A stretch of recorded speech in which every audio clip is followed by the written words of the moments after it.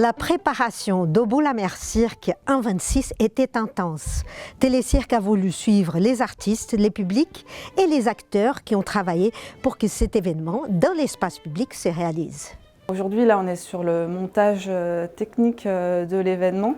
Mais avant ça, on commence à travailler à peu près 6 mois avant.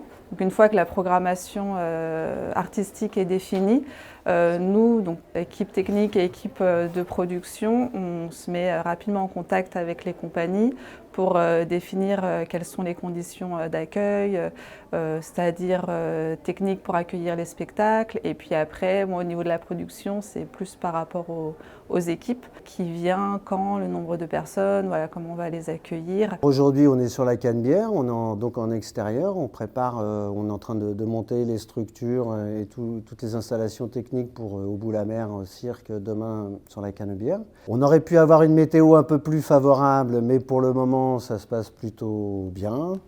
Donc on va avoir cette journée de montage et puis pour pouvoir accueillir le public dans les bonnes conditions demain pour les spectacles.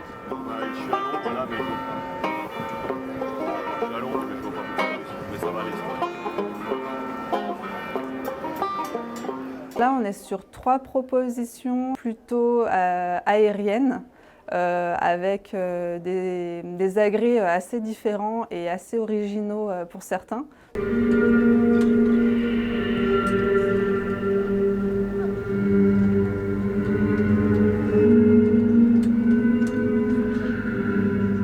J'ai voulu créer un petit format de 25 minutes pour l'extérieur, lieu non dédié, salle ou autre, avec tout le public autour, proche des acrobates, où il y a la sueur qui goutte sur eux, et avec voilà, la possibilité de voir cet agrès en mouvement de près. Moi, je viens de l'espace public. Vu que je suis funambule, je suis très souvent en extérieur. Cet agrès, au début, il a été créé un spectacle pour la salle, parce que Révolte, c'est un spectacle pour la salle. J'ai vraiment voulu le sortir parce que dans l'espace public, eh bien, on s'adresse à tout le monde.